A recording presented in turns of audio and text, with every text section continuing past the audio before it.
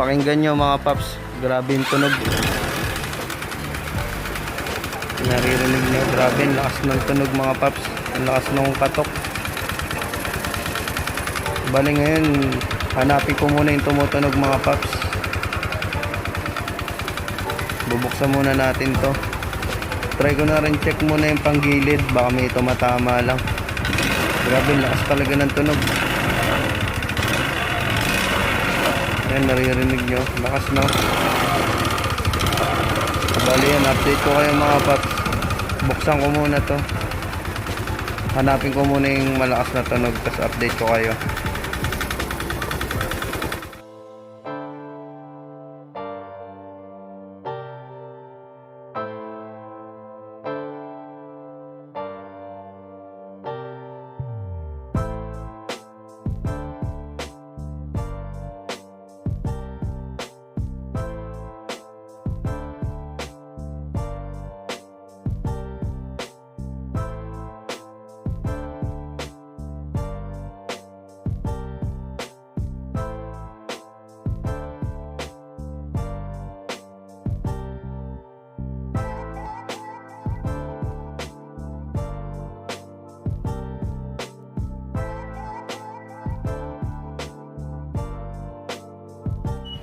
So ito na mga paps, nandito tayo sa side cover. Bali chinig ko tong oil pump chain. Yan, sakto lang naman yung luwag nya. May extra din kasi akong oil pump chain. So ito yung extra ko. Kinompare ko siya. Yan, kinompare ko to dun sa nakakabit. Halos same lang sila. Bali hindi ito yung sira nya. Parehas lang sila ng sukat. Bali ngayon itong sigunyal, okay, chinek ko, okay naman siya. Itong Bendix drive din, Bendix clutch, okay din, chinek ko. Yan, okay din naman siya. Siyempre nabuksan na natin siya, i-refresh na rin natin siya. Lilinisan ko na rin yung loob ng makina, lahat lilinisan ko para ma-double check ko na rin lahat, saka ma-check ko rin yung sigunyal. So yun, lilinisan ko na muna siya lahat.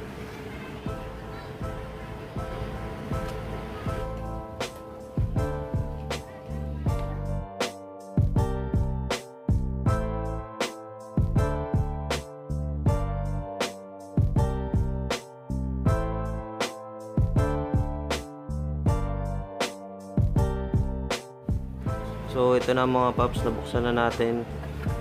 Ito yung sigunyal, maayos na maayos pa talaga siya, wala siyang sira. Yan. So bali gagawin lang natin ngayon, lilinisan na lang talaga natin muna to.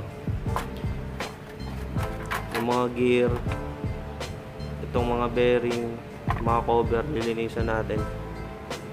Yan lahat, lilinisan natin to lahat mga paps.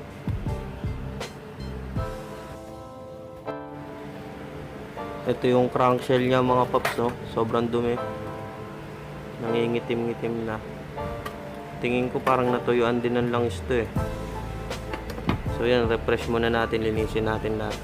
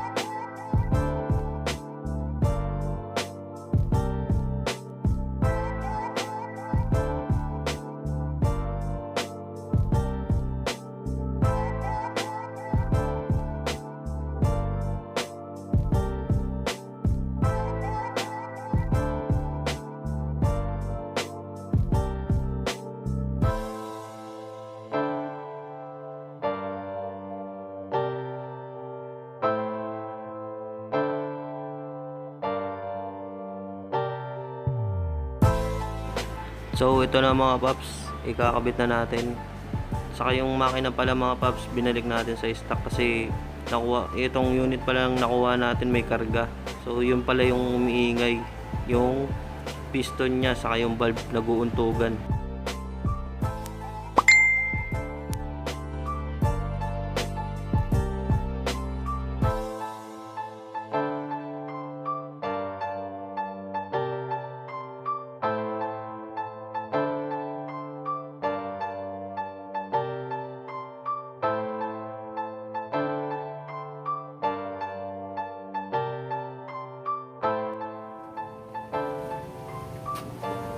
Ito na mga paps, nakabit na natin. Nagpalit na rin pala ako ng pipe. May naitabi pa pala ako ditong maayos-ayos na pipe. So yun, tara testing na natin.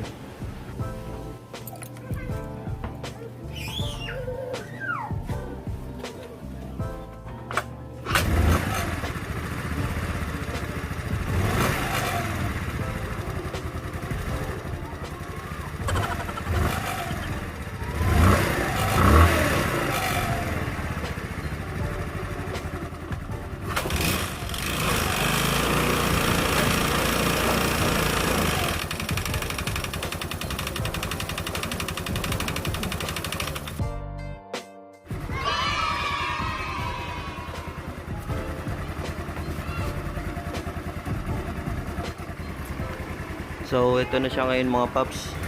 Okay na, tahimik na. Pero sablay pala yung pipe na naikabit ko. Parang may yero sa loob. Pero at least okay na, tahimik na. So yan, bali yung gagawin ko na lang, ayusin ko tong mga wirings. Tapos kakabit ko na yung pairings. Then susubukan kong i-test drive ngayon. Total mawawalan na rin to ng gasolina eh. So yun, papagasan ko siya, tas test drive ko na rin kung ano na yung performance. Bali ito na pala mga paps, lahat ng mga napalitan ko. Itong block, ito yung block na may karga mga paps. Tapos itong cylinder head, yan yung mga pinalitan ko mga paps. Bali yung nakakabit ngayon, stock yan. Tapos itong stator, saka itong CDI yan. Kasi wala siyang kuryente nung nakuha natin. Tapos itong pipe, so, sablay pala yung pipe mga paps. Pero okay lang, madali lang yan.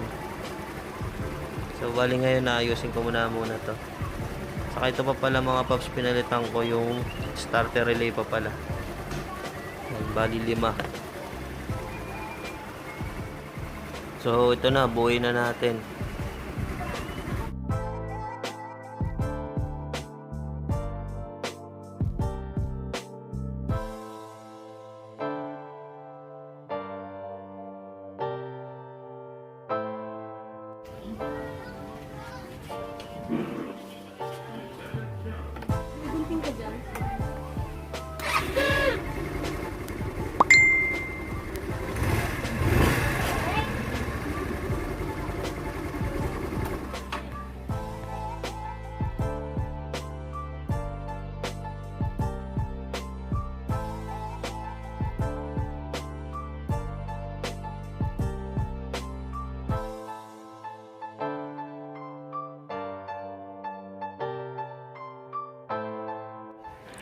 So ito na mga paps, tapos na natin. So ito na, pagasolina muna natin, then test drive na natin. So yun, lilikpitin ko lang yung mga tools natin, tapos testing na natin to.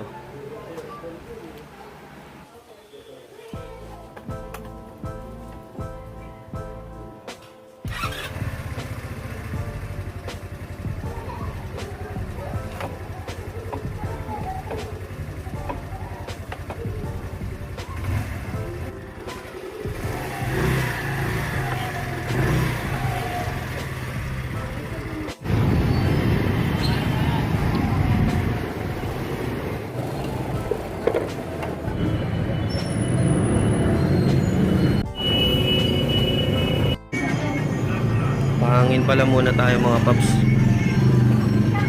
Malambot na rin kasi yung gulong pala nito, harap likod. Ayan, panginan muna natin.